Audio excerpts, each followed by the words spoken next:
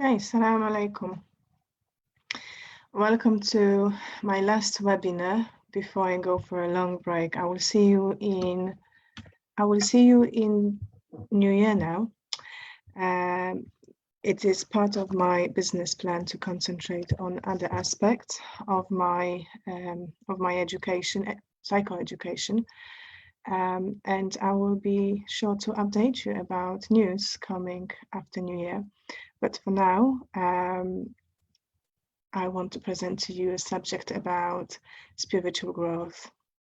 Actually, consequences of a spiritual growth, because we tend to think about spiritual growth as something very, very noble, something very exciting, whereas the reality is it can be quite daunting experience. So I have few slides to share with you. I'm also checking with you if you have any questions. If you're interested in live Q&A, I will hold that space for you at the end. Let me then share my slides with you.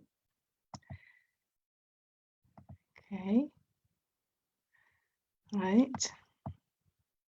Let me share my slides with you.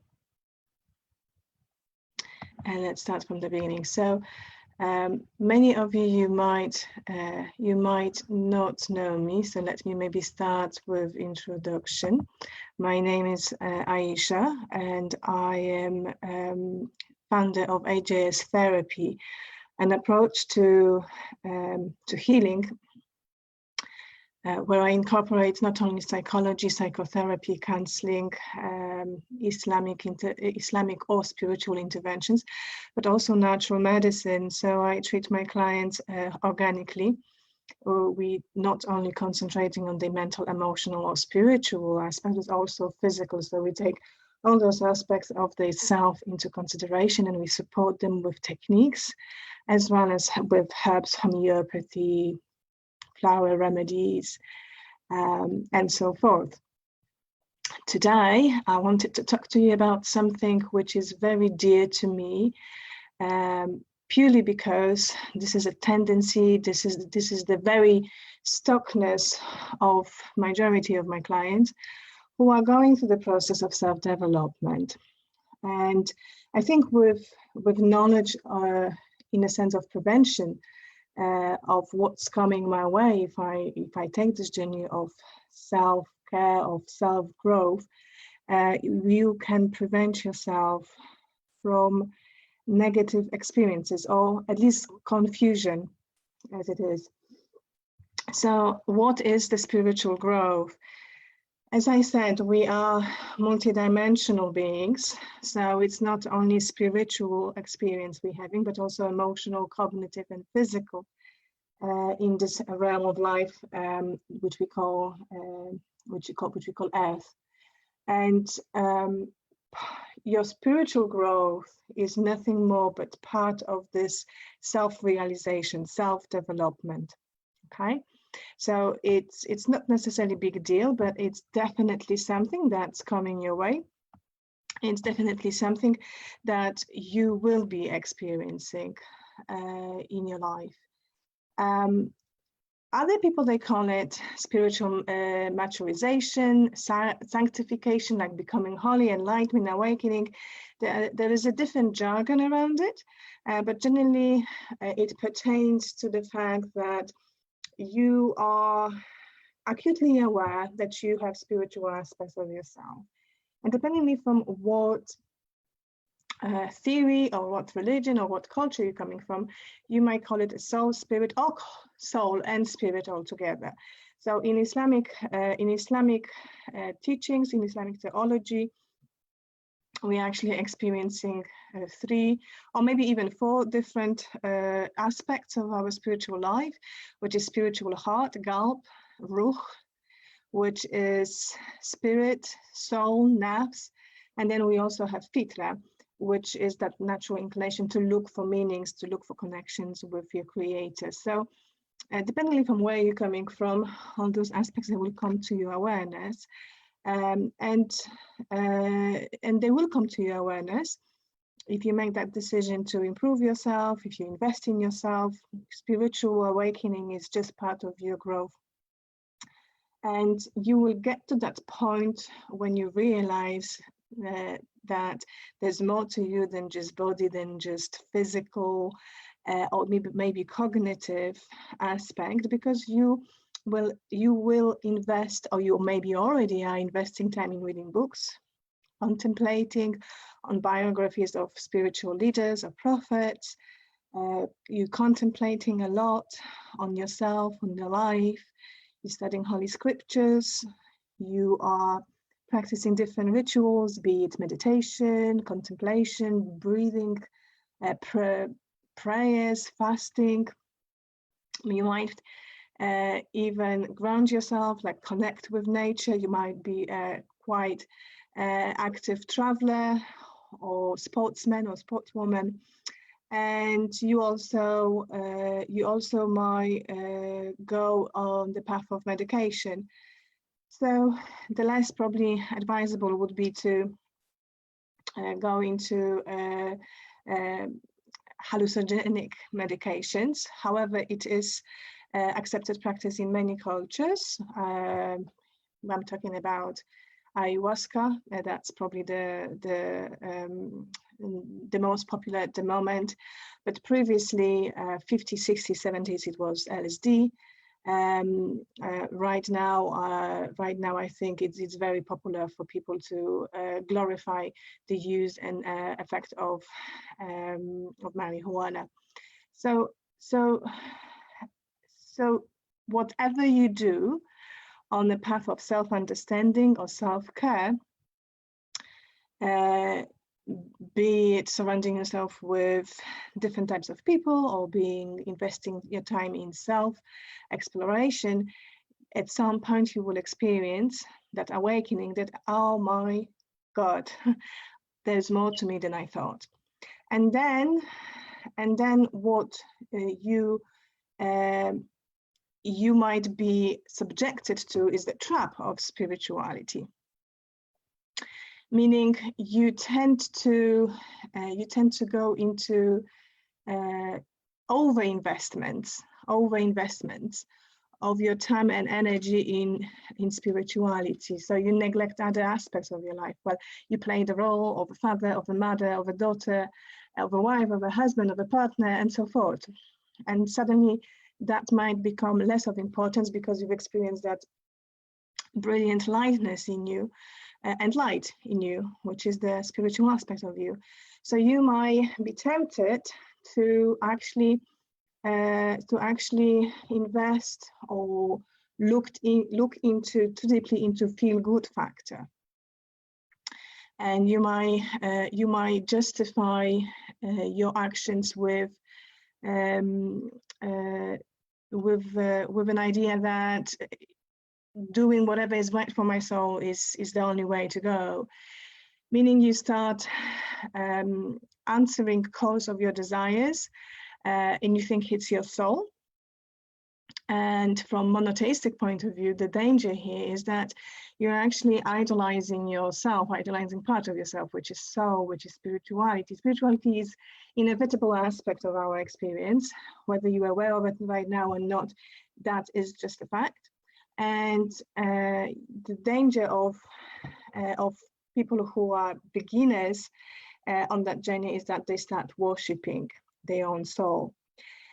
So how to recognize that moment when you're going wrong is that you have to take yourself into accountability, and you have to realize that you have to be very sure, be very strict with yourself and answer the question, am I investing in spiritual highs? Am I keeping myself high? Am I actually learning the lessons? Am I actually open to experience the spirituality for what it is, which is just lessons?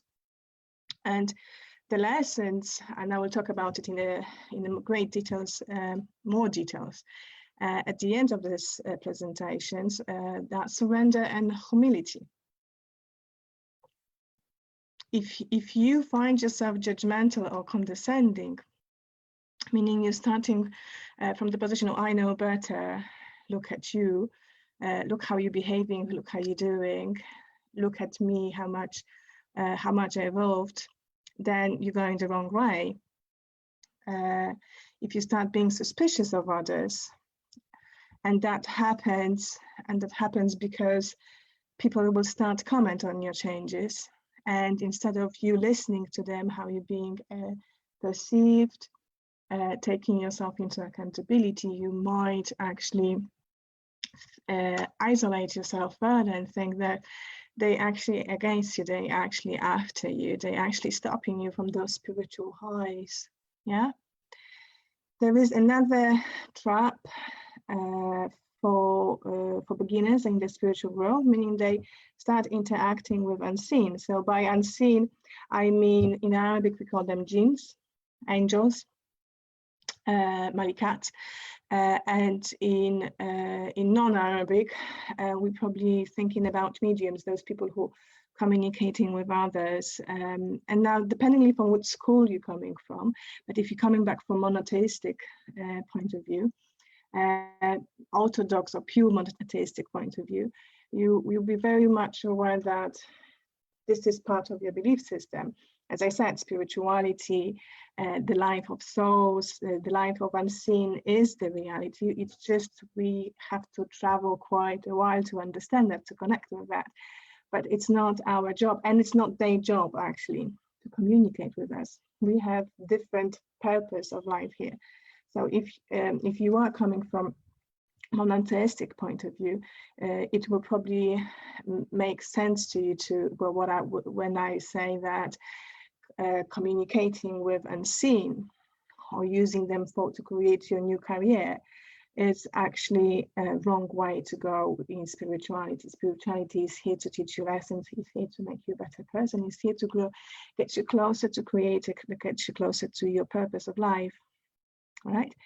So this going astray, if you like, what I've just described, what I've just listed here for you, could be called spiritual bypassing. Yeah. So that is the danger of not knowing what spiritual growth should be about. However, there are benefits of spiritual growth as well. So if you're doing it correctly, how can you recognize that you're doing correctly, you're going correctly through this journey? Is that you're suddenly experiencing crystallization of your thoughts, of your experiences. You finally know what this life is about. You finally know, if you're finding your place, you finally know how to relate to others in a less emotional or less traumatic sense of that meaning. You centralizing yourself, but again, from the position of humility, not haughtiness. You're connecting with the creating force. You're connecting with God. Yeah, you're connecting with your creator. So please understand the difference. If you're doing the spirituality wrong way, you are thinking of yourself almost that you are God. Yeah, you're making from your soul your own creator. Whereas if you're doing it correctly, you understand that the soul is created by your creator, just like your body, like your mental capacity, emotional capacity, and so forth. Okay. Now, if you're doing spirituality correctly as well, you suddenly might find yourself connected to the nature, listening to the sounds of nature, being in the nature. You know, you might find yourself even opening the windows in your house more often because you want to feel the flow of the air in your house. Simple examples like that. Or you might find yourself great passionate of sports, outdoor sports, or you might find yourself a traveler and you can't explain why it's so addictive to you. Well, that's why. Now, you also, if you're doing the spiritual journey correctly, and you're embracing humility, surrender, you are actually working very hard on modeling your ego. In Arabic terms, we call it nafs. Right? So you're detaching yourself from your ego, meaning you stop answering to its desires, and you're actually feeding your soul, ego is part of you as well, so you're feeding your ego with things which are actually beneficial. So sometimes it is about restriction, or sometimes it's about enhancing your ego with a knowledge of or practices that it wasn't aware of. Now, I need to come back to ego in a minute, so please remember that aspect, that your ego should be, you should detach yourself from the vain inclinations of your ego. Right?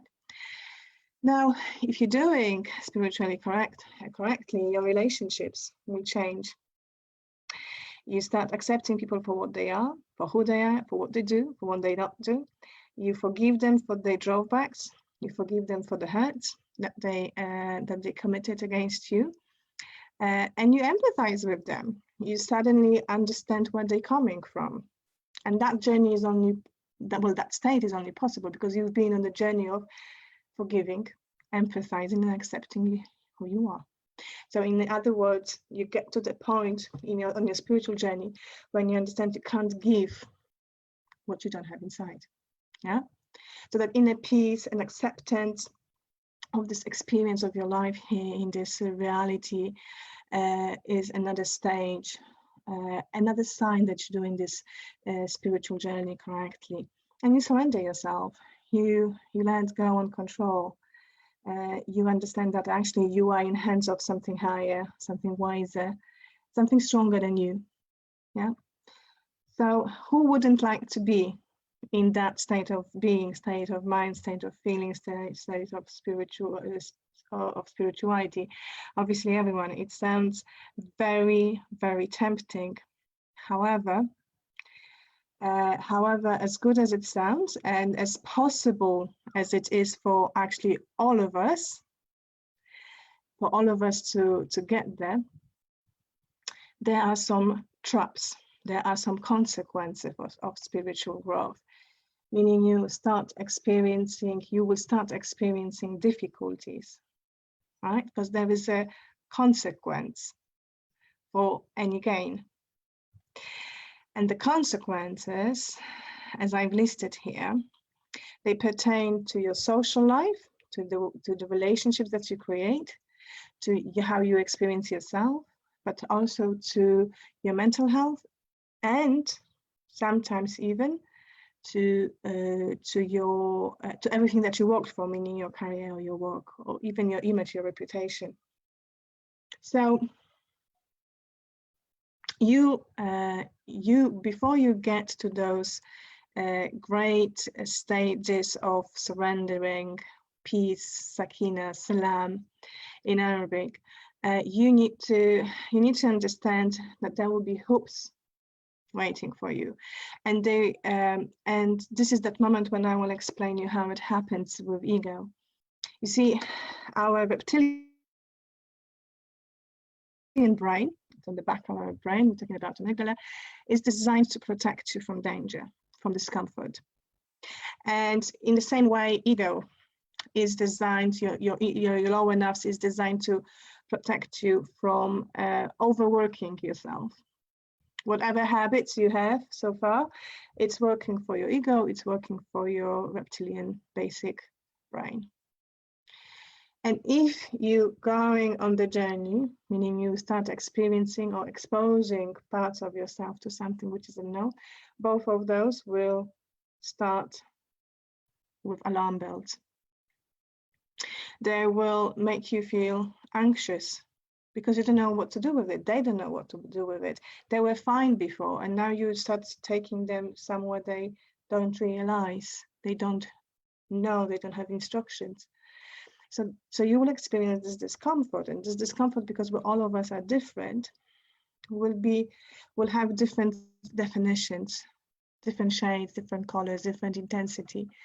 So I think for myself, when I was on that journey, I experienced a hypersensitivity. I could connect on emotional and spiritual level with people that I didn't know. It only took one look and I understood what that person is coming from. And that was scary to me. and I didn't know what to do with it, because there was a huge emotional luggage attached to it. Yeah. Now, other people, how they experience hypersensitivity, and again, I can only go with what I read and what I experienced in my clinical work, is that they might hear bells ringing in their head, or they might hear silence, like profound silence in them. They might start developing strong sense of smell. Even their vision might sharpen. They also start crying a lot. They're becoming more sensitive. They're becoming more connected with their femininity. And that's scary because they've never done it before. Now, another level of hypersensitivity is that some of us, we also might hear voices, and I don't mean hear voices in schizophrenic sense. If you're suffering with any medical conditions, please don't take this webinar as a guideline. You are advised to take medical support and look for their expertise. However, as I said, the experience of grape unseen is real, and we might feel or hear that we are guided. We are being inspired, maybe, with certain suggestions. So you might find yourself in the depths of despair, and you hear in your voice, but why are you panicking? Haven't we helped you in the past? Why this situation might be different? Or you might find yourself very confused in how you're experiencing the life right now, and you might experience a joy in your heart, in your chest, quite opposite to what it is for you at the moment. Your soul, your heart experiencing joy, and that's difficult to encompass. It's difficult to explain. So straight away, your reptilian brain and your cognition, they start arguing it back. You grow into anxieties. You want to mentalize everything. You want to intellectualize everything. You start reading. You start panicking. You want to go on YouTube, on Facebook. You want to know what's going on. You also might experience isolation and alienation from your environment. And that happens because your outlook on life is changed. And you know within yourself that there's no way back, right? There's no way back. No way you are going back to where you were. Although you feel uncomfortable or feel anxious, you know for some reason you need to continue. You don't want to, but at the same time, knowing what you know, experiencing what you're experiencing right now, there's no turning back. So you might find yourself not connecting with other people. You actually might find yourself people disowning you, and they might be your own family. So your family members, they might be upon certain ideologies, upon certain dynamics, certain expectations from you towards them. They might pressurize you to do things which you no longer can perform. You can no longer be that person that they want you to be. You're becoming your own person. Spiritual growth is part of individualization. You becoming your own person, and you're no longer interested or no longer can even afford to follow somebody's fantasies about you. And that creates breakups in relationships. And I don't necessarily mean divorces of family dramas, but people, they don't recognize you anymore. You might even hear, who are you? I don't know you this way. So you're experiencing loss. You might even feel within yourself you need to leave, if you are a teenager, your parent house. If you're an adult, you might feel, I need to leave this town, I need to move out to suburban areas or to rural areas. You might even feel, I need to leave the country because the values of the country that I'm living in, they're not aligned with who I am right now. And I think that is a very predominant story to all of us who changed the faith. That's what happened to me. I could no longer live in the country, which was not supportive, nourishing, or even respecting my values, my new values. And many reverts, they can probably sign up under that. So many losses, you know, when you move out physically, when you change place to another place, you might get rid of the car, you might get rid of your favorite bookshelf, your books, your bed. It's not only about people. So this is the process which is necessary in order to nourish, to facilitate your growth. You will lose on friendships because those friendships, they no longer support who you are. Those people, they no longer can contribute to you. But how you might experience that is through shame and guilt. I'm bringing shame to my family. I feel guilty. Those friends, they needed me. They're friends, they had fun with me. Those friends, they valued me, but I'm no longer that person. I am deserting them. I am disappointing them, right? And those consequences of spiritual growth, I think what's very important for us to understand is that there are reasons to that, yeah? But also they're not permanent. So solutions to this stage of confusion, stage of pain almost, is to maybe realize a snake. You know, snakes, when they grow, they have to shed their skin because underneath there is a new skin growing, right? So it's the same thing. This is very, very symbolic to what happens to us when we are on this self-developmental, including spiritual growth journey. We're just becoming new and we're leaving old behind. And that's just natural, but that comes with consequences. If you hold on to old, I give you guarantee that this old is not going to be productive. You will suffer because there's no turning back. Once you know, you know. And you just need to find that courage in you to continue that journey. And the courage in you can be nourished by understanding that your ego, in Arabic nafs, is here to struggle, is here to take you back to its comfort. It's quite lazy, to be honest, at times as well. But little does your ego know that it has to change, it has to be modeled. It has to leave I, me, myself paradigm into what am I here for? How can I serve people around me, community, society, but also how can I connect with God? You also need to harvest your emotions, and I will show you in a minute how it's done from the perspective of growing courage. You have to understand that your emotions are not here to drive you, but emotions are just part of experience of your growth.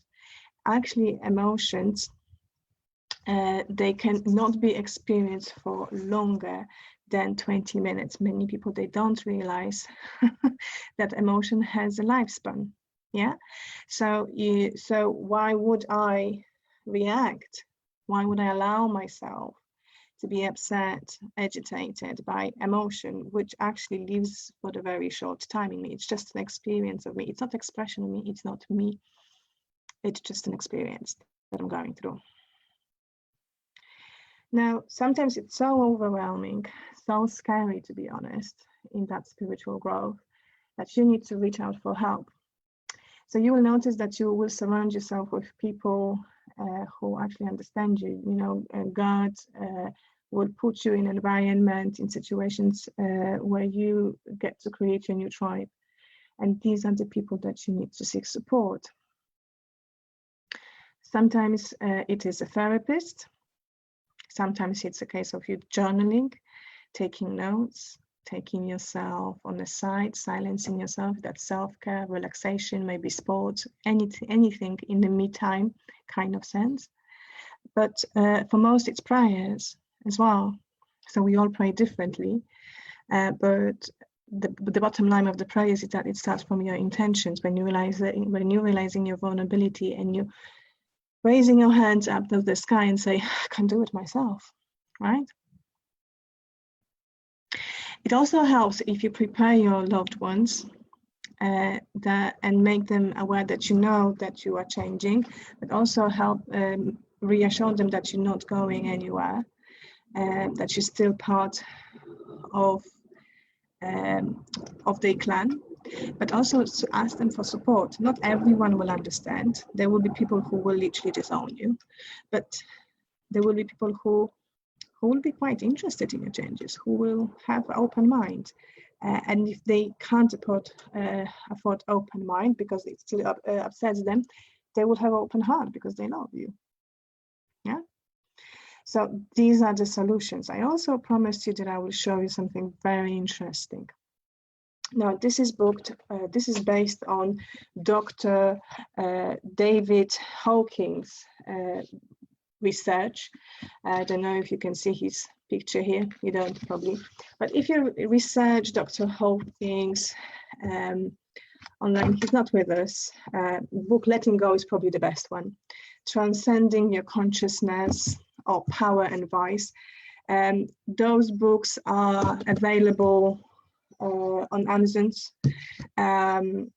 His work is on YouTube as well, but you don't have to go there, because the bottom line is, in perspective of growing into courage on your spiritual self-development journey, is that if you can see here, the Dr. Hawkins, he describes it in great details, but to summarize it, all emotions, they have intensity, and he measured this intensity. Yeah. So if you are going through spiritual growth, you have to deal with stuff. You have to heal yourself. So whenever I work with my clients, we have to unstuck and realize what is holding us back from courage. Courage is the middle line. It's the holy grail of personal growth, because after courage, we grow into acceptance, love, joy, forgiveness, peacefulness, enlightenment. We're expanding. We grow in internal power. Yeah. Now, things which holding us back on that spiritual growth is fear, or maybe grief, because we're going through this bereavement of letting go old.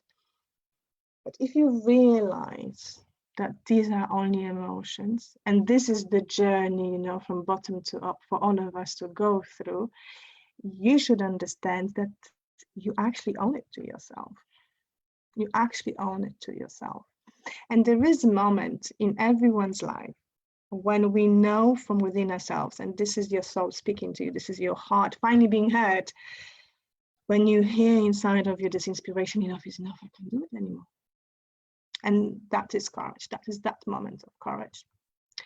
So my final advice to you is that please remember that you are not born in the state that you will die. You have to go through changes. Indeed, experiences of this life are thrown at you, are prescribed for you. There's something called destiny. For one purpose only. They're here to help you to get closer to the truth. And what is the truth? Truth is multidimensional. You have to understand the reality of yourself, the reality of this world, and the reality of this power that created this world, and you, including you.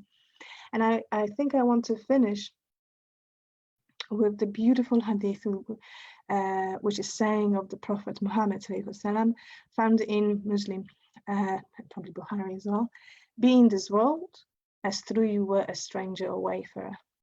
And indeed, we are just as strangers, because everything is strange when you really open yourself up to experience of being a student of knowledge. And indeed, we are just wayfarers, we are just the travelers, because there's so much to experience, so much to know. If you want to know more about my way of work, please visit my website, www.ajstherapy.com.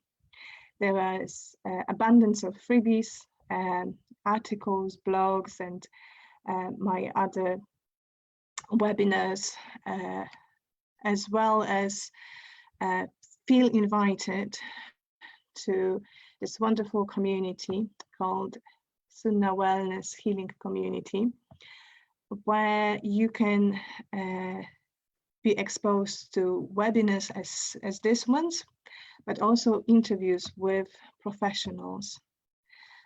Subjects are varying from nourishment, herbal approach to health, gut health, but also changing mindset. And the recent one coming up right now is about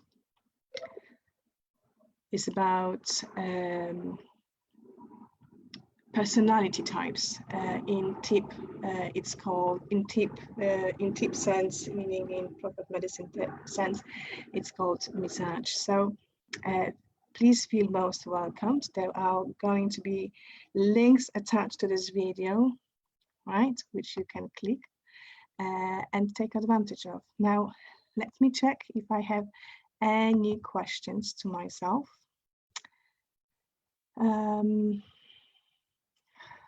Bear with me a second. I hope I didn't hold you for too long.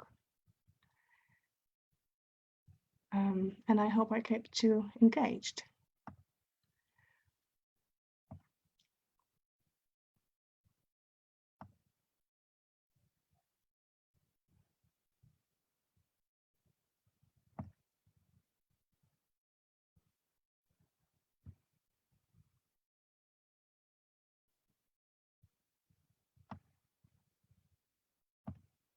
Okay, I have 2 comments.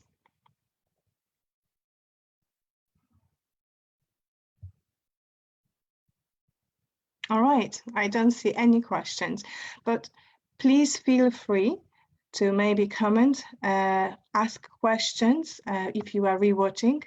As I said, this is my way of psychoeducating my following. It was absolute pleasure. And I hope to see you in Sunnah Wellness group next week, when me and guest of honor, Brother Mohammed Isaac, we're going to go through very similar subject, which is personality types and spiritual diseases. So get to know yourself even better. Ask us questions. It's going to happen next Wednesday at 11 a.m. Everyone is welcome, provided you are a member of Sunnah Wellness Group. Assalamu alaikum for now. Thank you for watching.